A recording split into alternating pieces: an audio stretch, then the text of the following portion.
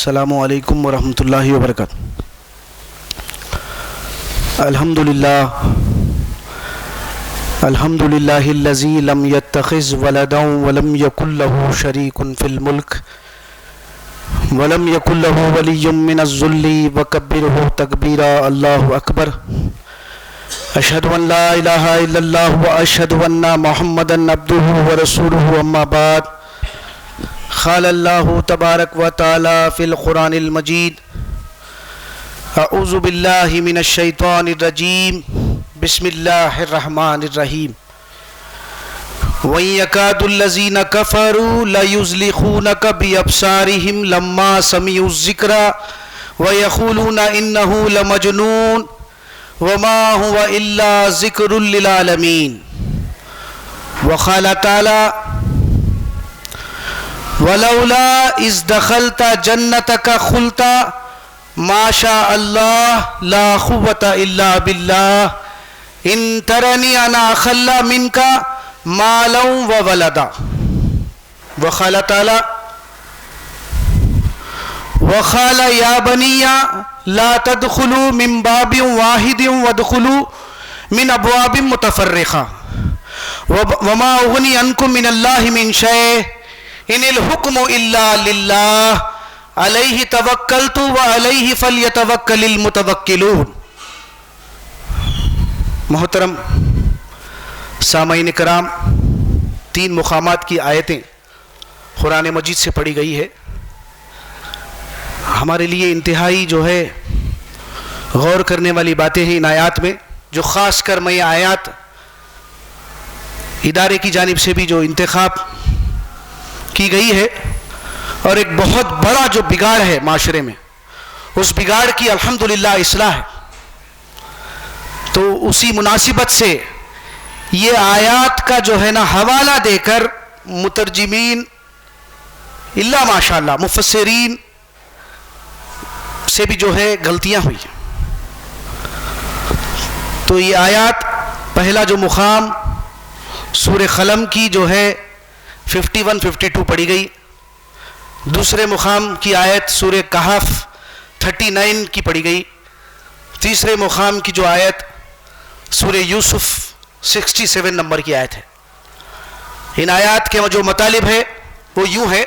پہلے جو مقام کی آیتیں: وَإِن يَكَادُ الَّذِينَ كَفَرُوا لَيُزْلِقُونَكَ بِأَبْصَارِهِمْ لَمَّا سَمِعُوا الذِّكْرَ وَيَقُولُونَ إِنَّهُ لَمَجْنُونٌ وَمَا هُوَ إِلَّا ذِكْرٌ لِّلْعَالَمِينَ۔ قریب تھا کہ یہ انکار کرنے والے لا الہ الا اللہ کے جو منکر ہے، اللہ کو چھوڑ کر اللہ کے ساتھ جو اللہ کو جو ہے نا کے ساتھ شریک کر رہے ہیں، کیا کہتے ہیں؟ جب لا الہ الا اللہ کی دعوت قرآن کے ذریعے محمد رسول اللہ صلی اللہ علیہ وسلم پیش کر رہے ہیں، جب قرآن سنتے ہیں تو تم کو ایسی نظروں سے دیکھتے ہیں کہ تم کو پھسلا دے، تم کو ہٹا دے، تم کو گرا دے۔ اور کہتے ہیں کہ جب قرآن سنتے ہیں تو یہ دیوانہ ہیں، مجنون ہیں۔ وما هو الا ذکر للعالمین۔ دراصل قرآن مجید کی حقیقت کیا ہے؟ یہ سارے جہاں والوں کے لیے ایک نصیحت ہے۔ پہلے مقام کی جو آیتیں کے مطالب۔ دوسرا جو مقام ہے سورہ کہف ہے۔ ایک غریب آدمی، ایک اس کا ساتھی، ایک امیر آدمی کو، جس کو اللہ رب العالمین نے نعمتوں سے نوازا تھا، انگوروں کے جو ہے نا باغ تھے، اور اس کے ارد گرد اللہ نے کھجور کے جو ہے نا درخت اگا دیے تھے، اور اس کے اندر خوب جو ہے نا اس باغ میں نہریں بہتی تھی، اور وہ خوب پھل دیتا تھا۔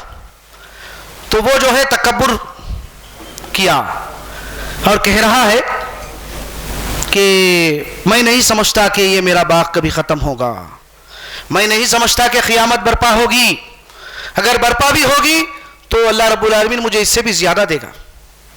تو اس سلسلے میں اس کا جو ساتھی ہے وہ کہہ رہا ہے: وَلَوْلَا إِذْ دَخَلْتَ جَنَّتَكَ قُلْتَ مَا شَاءَ اللَّهُ لَا قُوَّةَ إِلَّا بِاللَّهِ۔ جب تو اپنے باغ میں کیوں نہ تو جو ہے نا جب اپنے باغ میں داخل ہوا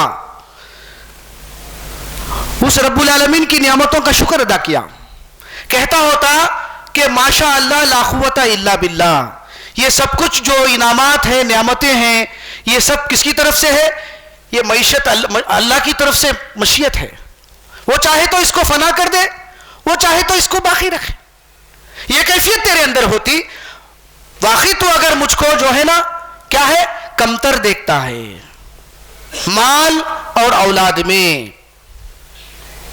یہ دوسرے مقام کی آیت ہے۔ تیسرے مقام کی جو آیت ہے وہ یہ ہے، سورہ یوسف کی ہے، جس میں یعقوب علیہ السلام اپنے بیٹوں کو نصیحت کر رہے ہیں۔ خیر سالی کا جو معاملہ تھا، غلے کے لیے جو ہے نا یوسف علیہ السلام کے پاس جو ہے ان کے بھائی 10 بھائی آئے تھے پہلی بار، پھر وہاں پر جو ہے نا یوسف علیہ السلام ان کے جو ہے چھوٹے بھائی کو لانے کا مطالبہ کرتے، جملہ یہ بھائی کتنے ہو گئے؟ 11 بھائی ہو گئے۔ تو اب دوسری مرتبہ جا رہے ہیں یوسف علیہ السلام کے مطالبے کے مطابق، تو وہاں پر یعقوب علیہ السلام نصیحت کر رہے ہیں بیٹوں کو۔ کیا نصیحت ہے وہ؟ وَقَالَ يَا بَنِيَّ لَا تَدْخُلُوا مِن بَابٍ وَاحِدٍ وَادْخُلُوا مِنْ أَبْوَابٍ مُتَفَرِّقَةٍ، اے میرے بیٹو تم سب مل کر ایک دروازے سے داخل نہ ہونا بلکہ مختلف دروازوں سے داخل ہونا، کیونکہ آگے کی یہ آیت ہے الحمدللہ پوری طریقے سے وضاحت کر دے رہی ہے۔ اسباب کی دنیا ہے، اسباب کے بغیر نفع اور نقصان کا تصور شیطان کا پیدا کردہ ہے۔ وَمَا أُغْنِي عَنْكُم مِّنَ اللَّهِ مِن شَيْءٍ، اگر اللہ کی طرف سے کوئی مصیبت میں تم گر پڑو گے، پھنس جاؤ گے اسباب کے تحت، تو اس میں تم کو جو ہے نا اس مصیبت سے نہیں بچا سکتا۔ ان الحکم الا للہ، اور سارا کا سارا حکم کس کا چلتا ہے؟ وہ اللہ رب العالمین کی طرف، اللہ کے جو ہے نا کیا ہے اسباب کے تحت ہوتا۔ تو پھر وہاں پر جو بات ہے ان الحکم الا للہ علیہ توکلت وعلیہ فلیتوکل المتوکلون، میں میرے پروردگار کے اوپر بھروسہ کرتا ہوں اور بھروسہ کرنے والوں کو اللہ ہی پر بھروسہ کرنا چاہیے۔ یہ آیات کے جو ہے نا مطالب ہوئے۔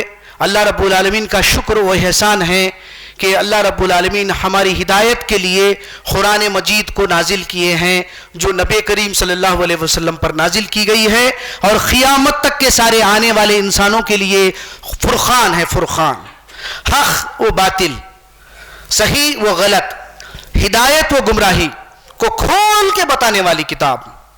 اب جو انسان ہدایت حاصل کرنا چاہتا ہے اور موت کے بعد کی ابدی زندگی میں اپنے آپ کو مغفرت اور جنت کا مستحق بنانا چاہتا ہے، اس کے لیے یہ واحد ذریعہ۔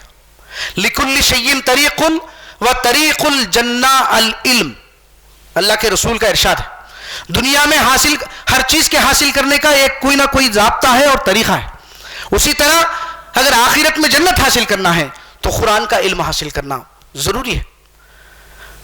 تو پھر اس کی اہمیت اتنی بڑی ہے، کتاب انزلناہ الیک لتخرج الناس من الظلمات الی النور باذن ربہم الی صراط العزیز الحمید، سورہ ابراہیم 2 نمبر کی آیت۔ یہ اس کتاب کو ہم نے آپ پر اس لیے اتارا ہے نبی صلی اللہ علیہ وسلم، تاکہ اس کتاب کے اندر جو ہدایات پیش کی گئی ہے، ان ہدایات کے ذریعے سے صحیح اور غلط جو فرقان کسوٹی آپ کو دی ہے، اس کے ذریعے سے کیا کرنا؟ آپ جاہلانہ رسومات، اندھیروں میں، مشرکانہ عقائد میں جو ہے نا گرفتار ہے، ان کو اس جاہلانہ جو ہے نا اندھیروں سے نکال کر آپ ایمان اور عمل صالح ہدایت کی روشنی میں لے آؤ۔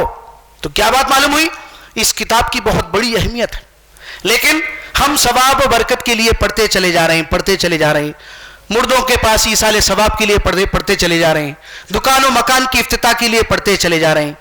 تو یہ ہمارا رویہ ہے۔ پھر دوسرا سب سے بہت بڑا بگاڑ، قرآن سے ہدایت حاصل کر کے ہمارے اندر جو مشرکانہ عقیدے ہیں اس کو دور کرنے کے بجائے کیا کر رہے ہیں؟ الٹا شرک کو پھیلا رہے ہیں۔ اس کی جو سنگینیت ہے اس کا احساس ہم کو نہیں ہے، بلکہ اسی قرآن کے ذریعے سے کیا ثابت کرنے کی کوشش کر رہے ہیں؟ نظر بد ہوتا ہے، نظر سے جو ہے نا جانی اور مالی نقصان پہنچتا ہے کا جو تصور ہے یہ مشرکانہ عقیدہ. جبکہ جو آیات آپ کے سامنے پڑھ کر سنائی گئی ہے ان آیات سے جو ہے نا یہ بات استدلال نکالنے کی کوشش کی گئی کہ نظر بد حق ہے, نظر سے مالی اور جانی نقصان پہنچا سکتے ہیں, اس لیے بچنے کے لیے, اس نظر بد سے بچنے کے لیے یہ طریقہ کار ہے, یہ تدبیر جو ہے نا یعقوب علیہ السلام اختیار کی ہے. یہ لوگ کفار مکہ, مشرکین مکہ کیا کرتے؟ جب آپ سے قرآن سنتے, آپ قرآن سناتے, موت کے بعد کے بدی زندگی کی یاد دلاتے, تو آپ کو ایسی نظروں سے دیکھتے ہیں کہ آپ کو پھسلا دے, گرا دے. اس سے یہ ضابطہ نکال لیا گیا کہ اس سے جو ہے نا اس کا مطلب نظر کا لگنا ہے. یہ کس کی تفسیر ہے بھائی؟ ابن کثیر.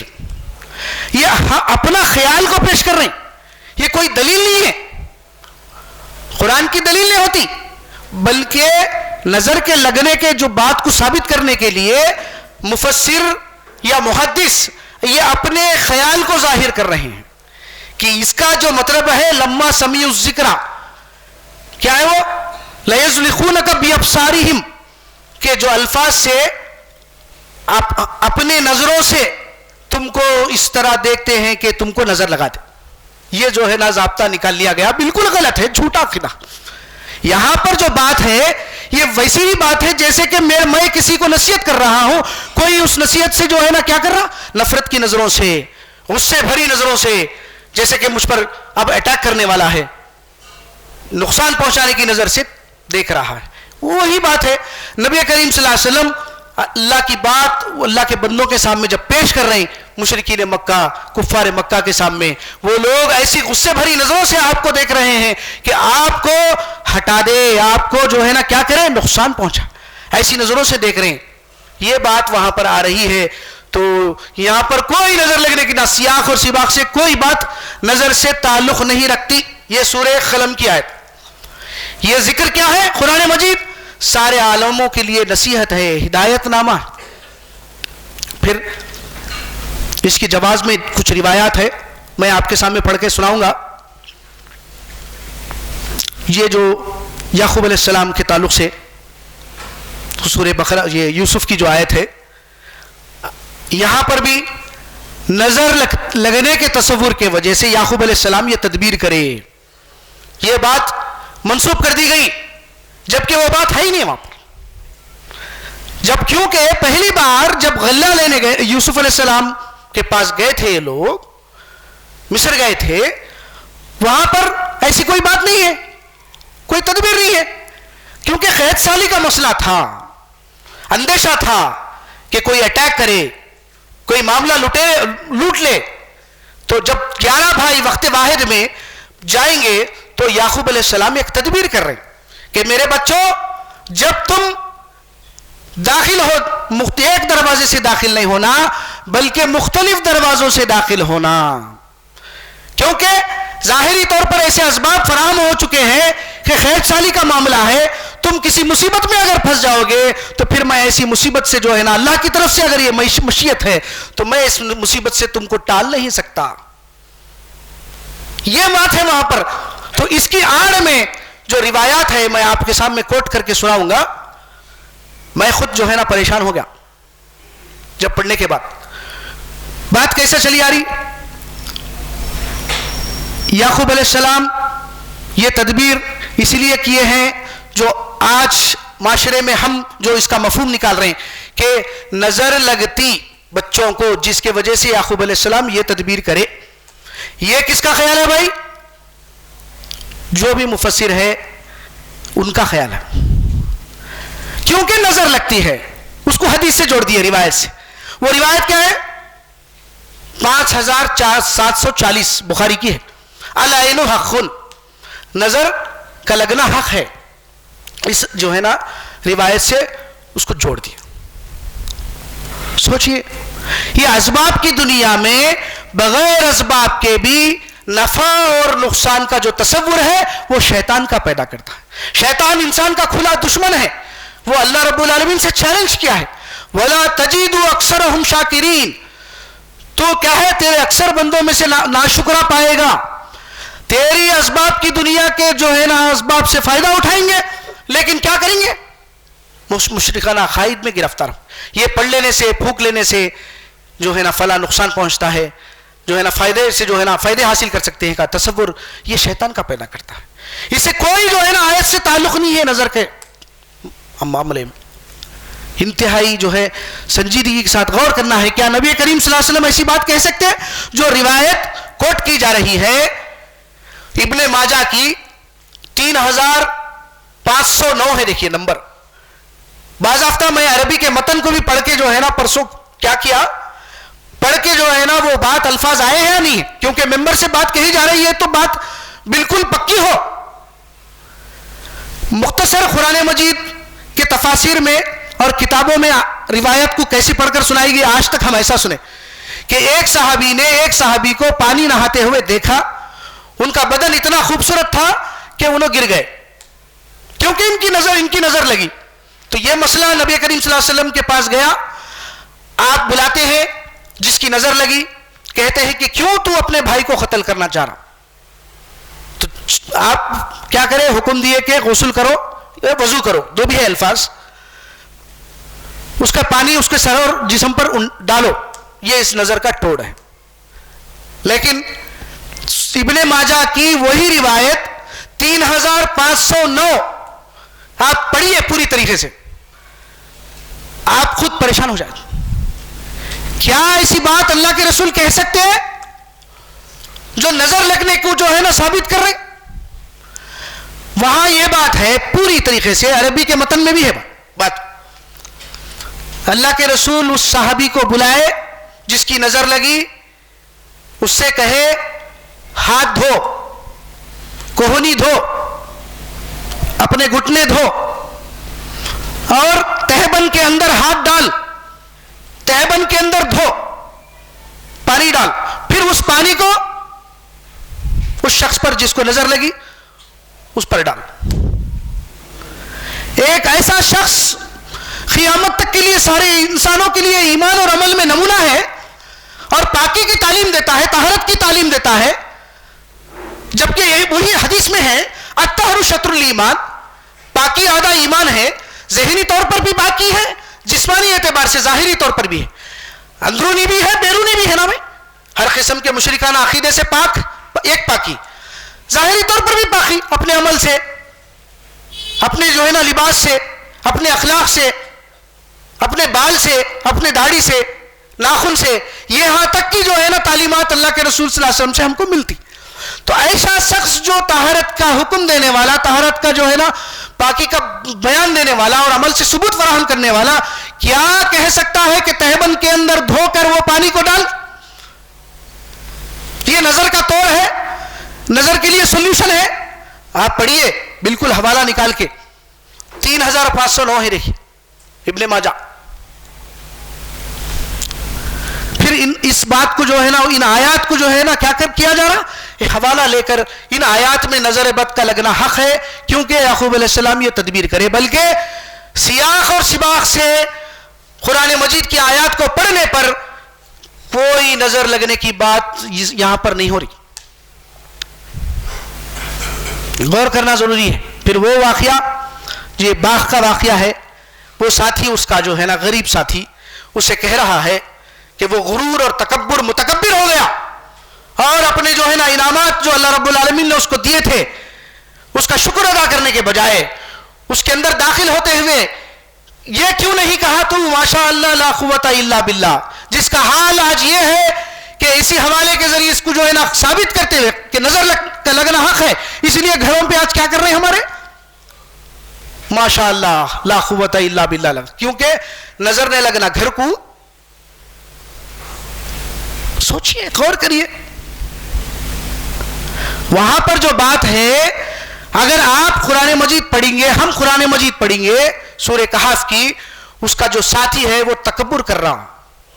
اللہ رب العالمین کی جو انعامات ہے وہ اللہ رب العالمین نے اس کو انگور اور کھجور کے جو ہے نا درخت اگا دیے ہیں اور خوب جو ہے نا پھل دے رہا ہے اور اس کے ارد گرد میں جو ہے نا کچھ اور درخت بھی رکھ دیے اللہ رب العالمین نے اور نہریں بہ رہی ہے، تو کیوں نہ جو ہے نا تو اللہ رب العالمین کا شکر ادا کرتا، یہ کہتا کہ جو کچھ بھی اللہ جو ہے نا یہ کس کی مشیت ہے، یہ اللہ رب العالمین کی طرف سے ہے، اللہ چاہے تو اس کو باقی رکھے یا اللہ چاہے تو اس کو فنا کر دے۔ ہو سکتا ہے کہ یہ تیرا باغ پر آسمان کا کچھ بغولہ آ جائے، عذاب آ جائے، ویسی ہوا، وہ ہاتھ ملتا رہ گیا افسوس کے مارے کہ کاش میں اللہ رب العالمین کے ساتھ شرک نہیں کرتا۔ یہاں پر یہ بات ہو رہی ہے، نظر بد کی کوئی بات ہے تو غور کرنا، ہم جو ہے نا کیا کر رہے ہیں، اندھی تقلید کر رہے ہیں۔ نبی کریم صلی اللہ علیہ وسلم کی کوئی بات قرآن کے خلاف نہیں ہو سکتی، یہ ہمارا ایمان ہونا چاہیے۔ وَمَا يَنْتِقُ عَنِ الْهَوَىٰ إِنْ هُوَ إِلَّا وَحْيٌ يُوحَىٰ، جو رفیق ہے، رسول ہے، کوئی بات اپنے ہوائے نفس سے نہیں کہتا، وہ جو کچھ بھی کہتے ہیں وہ اللہ رب العالمین کی وحی کی بنیاد پر کہتے ہیں۔ پھر سورہ نساء کی جو 82 نمبر کی آیت ہے، افلا يتدبرون القرآن ولو كان من عند غیر اللہ لوجدوا فیہ اختلافا کثیرا، کیا یہ لوگ قرآن پر غور نہیں کرتے؟ اگر یہ قرآن غیر اللہ کی طرف سے نازل کیا جاتا تو تم اس میں اختلاف کثیر پاتے، متضاد باتیں ہوتی، کانٹرڈکشنز ہوتی، جس طرح روایات میں کانٹرڈکشنز ہے، ایک طرف طہارت کا حکم دینے والا، ایک طرف گندگی، تہبند کے اندر ہاتھ ڈال کے پانی دھونے کے بعد وہ اس پانی کو ایک شخص پہ ڈالو، متضاد باتیں ہیں۔ کیا اللہ کے رسول کی بات بھی متضاد ہو سکتی ہے، کانٹرڈکٹ ہو سکتی ہے، دو الگ الگ باتیں ہو سکتی ہے؟ غور کرنا۔ تو اللہ رب العالمین کہہ رہے ہیں کیا یہ لوگ قرآن پر غور نہیں کرتے؟ اگر یہ قرآن غیر اللہ کی طرف سے نازل کیا جاتا، ظاہر سی بات ہے آج ہم دیکھ رہے ہیں متضاد باتیں، ابن ماجہ میں یہ بات ہے، بخاری میں وہ بات ہے۔ اللہ کی کتاب میں تضاد بیانی ناممکن ہے، اگر ہوتی غیر اللہ کی طرف سے قرآن نازل کی جاتی تو ظاہر سی بات ہے اس میں تم اختلاف کثیر پاتے ہیں۔ تو ہم کو چاہیے کہ ہم قرآن مجید کو ہدایت کے لیے سمجھ کر پڑھیں اور اس کو فرقان بنائیں۔ یہ کسوٹی ہے، یہ کیا کرتی ہے، حق اور باطل کے درمیان میں ایک تمیز پیدا کرتی ہے۔ جو باہر سے چکنی چپٹی باتیں جتنی بھی آ رہی ہے، وہ چاہے روایات کی شکل میں ہو، رسول اللہ صلی اللہ علیہ وسلم کے نام پر منسوخ کرتے ہوئے آئے، تو ان باتوں کو بالخصوص عقیدے کے معاملے میں نص قرآنی کا ہونا ضروری ہے۔ اگر وہ بات قرآن سے ٹکراتی ہے، اللہ کے رسول کا ارشاد ہے، آپ فرماتے ہیں کہ وہ بات اگر قرآن سے ٹکراتی ہے تو وہ میری بات نہیں ہے، تو پھر کیا بات ہے برادر؟ ہم غور کرنا، ان آیات میں ایسی کوئی بات نظر لگنے کے سلسلے میں نہیں ہے، یہ اسباب کی دنیا ہے دیکھیے، اور قرآن مجید ایسی نہیں بنائی گئی کہ قرآن کی آیات پڑھتے ہی جو ہے نا آٹومیٹک ایک کام چلے۔ وہ جو ایک بنیادی آیت ہے میری نظر میں الحمدللہ سورہ جو ہے نا رعد کی 31 نمبر کی جو آیت ہے، ہر قسم کے مشرکانہ عقیدوں کی نفی کر رہی ہے، ہر قسم کے مشرکانہ عقیدوں کی نفی۔ وَلَوْ أَنَّ قُرْآنًا سُيِّرَتْ بِهِ الْجِبَالُ أَوْ قُطِّيَتْ بِهِ الْأَرْضُ أَوْ كُلِّمَ بِهِ الْمَوْتَى بَلْ لِلَّهِ الْأَمْرُ جَمِيعًا، اگر ہم ایسا قرآن اتارتے، اس کے اندر ایسی تاثیر رکھتے، ایسا اثر رکھتے، جس کے پڑھتے ہی پہاڑیں چلنے لگے، جس کے پڑھتے ہی زمین اپنے مسافات کو طے کرے، جس کے پڑھتے ہی جو ہے مردوں سے بات کروایا جائے، تو بھی یہ لوگ ایمان نہیں لاتے اے نبی صلی اللہ علیہ وسلم۔ ایسا بھی اگر قرآن لا کے سنائیں گے آپ تو بھی ان کے دلوں میں کوئی، قلوب میں کوئی تغیرات، کوئی چینجز نہیں پاتے آپ، بلکہ یہ قرآن کے اندر کیا ہے، یہ قانون نہیں ہے، یہ تاثیر نہیں ہے، یہ سارے کے سارے کام بل اللہ الامر جميعا، قدرت کے کاموں میں سے ہے۔ قرآن کے اندر ایسا اثر نہیں ہے۔ اس سے کیا بات ثابت ہو گئی؟ فلاں آیت کو پڑھنا، دم کرنا، پھونک لینا، مل لینا، نظر کے لیے جو ہے نا خلوص برب الفلق اور ناس، ترمذی میں یہ روایت ہے، غالباً 2000 چلر کی حدیث نمبر ہے۔ اللہ کے رسول صلی اللہ علیہ وسلم نظر بد سے بچنے کے لیے دعائی کلمات سکھائے ہیں، وہ کیا ہے؟ قل اعوذ برب الفلق اور ناس کو معوذتین کہا جاتا ہے، دونوں کو ملا کر، ان دونوں کو جو ہے نا ملا کر پڑھنا، جس سے تمہاری کو جو ہے نا کیا ہو جائے گی؟ نظر سے حفاظت ہو جائے گی۔ اور اس کو دم کرنا، بطور دم بطور دم یہ الفاظ آئے ہیں کہ بطور جو ہے نظر لگنے کے جو ہے نا سلسلے میں آپ اس کو پڑھ کر دم کر کے پانی اپنے اوپر جو ہے نا یعنی پی لینا. کیا واقعی ایسی بات ہو سکتی؟ سوچئے، غور کریے. پھر سورہ نور میں اللہ رب العالمین جو ہے 30 اور 31 نمبر کی آیت ہے. العین حق کا جو مفہوم ہے ہم غلط لے رہے ہیں. نظر کا لگنا حق ہے کہ معنی کیا ہے؟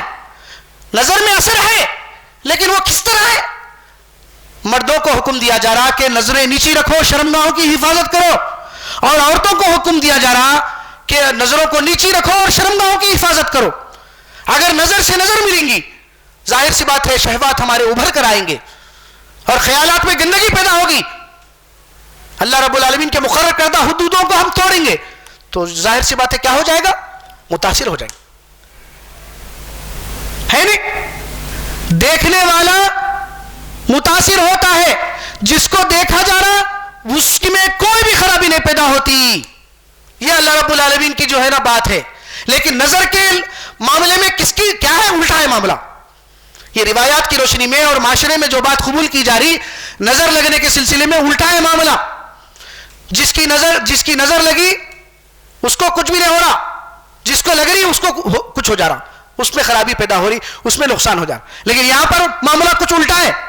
یوسف علیہ السلام، اس لیے جو سورہ یوسف کی 31 نمبر کی آیت، 30 نمبر کی آیت غالباً، وہاں پر وہ عورت کیا کر رہی ہے؟ باہر جو چیمو گومیاں چل رہی ہے عورتوں میں.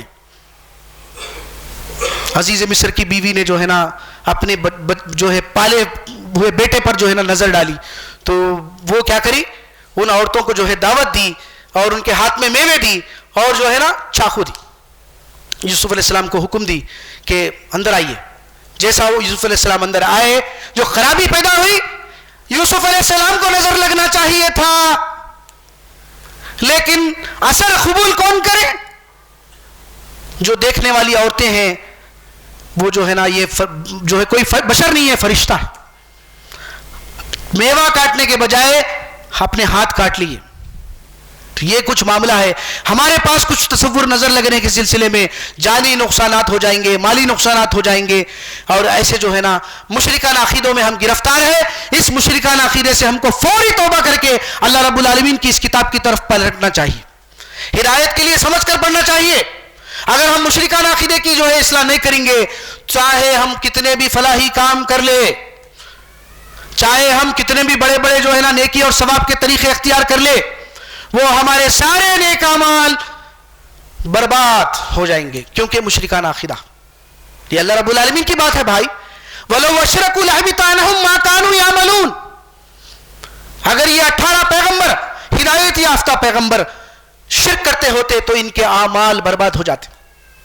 پھر سورہ زمر 65 نمبر کی آیت میں اللہ کے رسول صلی اللہ علیہ وسلم کے متعلق کہلوایا جا رہا وَلَئِنْ أَشْرَكْتَ لَيَحْبَطَنَّ عَمَلُكَ وَلَتَكُونَنَّ مِنَ الْخَاسِرِينَ. آپ بھی اگر شرک کرتے ہوتے تو آپ کے بھی سارے اعمال حبط کر دیے جاتے.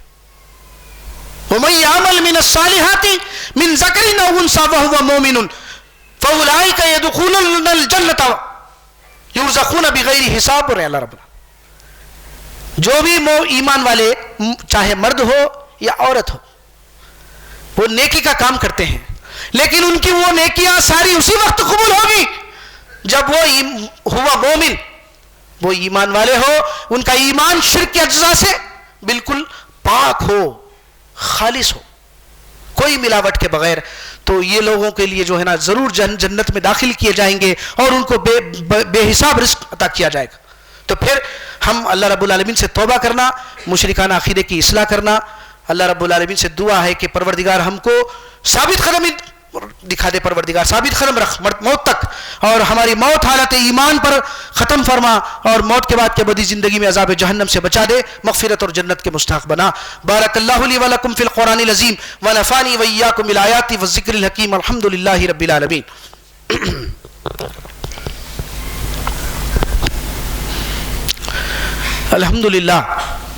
الحمد للہ نحمده ونستعینه ونستغفره ونؤمن به ونتوکل علیہ ونعوذ باللہ من شرور انفسنا ومن سیئات اعمالنا من یهده اللہ فلا مضل له ومن یضلله فلا هادی له ونشهد ان لا اله الا الله واشهد ان محمدا عبده ورسوله اما بعد قال الله تبارك وتعالى في القرآن المجيد اعوذ بالله من الشيطان الرجيم بسم الله الرحمن الرحيم ان الله وملائكته يصلون على النبي يا ايها الذين امنوا صلوا عليه وسلموا تسليما اللهم صل على محمد وعلى اله واصحابه وازواجه وذرياته اجمعين امیر المومنین خلفائے راشدین ابو بکر صدیق رضی اللہ تعالی عنہ عمر رضی اللہ تعالی عنہ عثمان رضی اللہ تعالی عنہ علی رضی اللہ تعالی عنہ ربنا آتنا فی الدنیا حسنہ وفی الآخرۃ حسنہ وقنا عذاب النار ربنا لا تزغ قلوبنا بعد إذ هديتنا وهب لنا من لدنك رحمة إنك أنت الوهاب اللهم إني أعوذ بك من أن أشرك بك شيئا وأنا أعلم به وأستغفرك لما لا أعلم به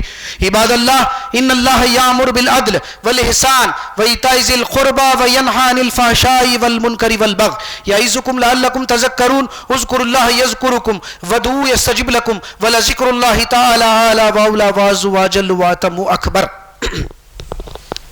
فاضل بھائی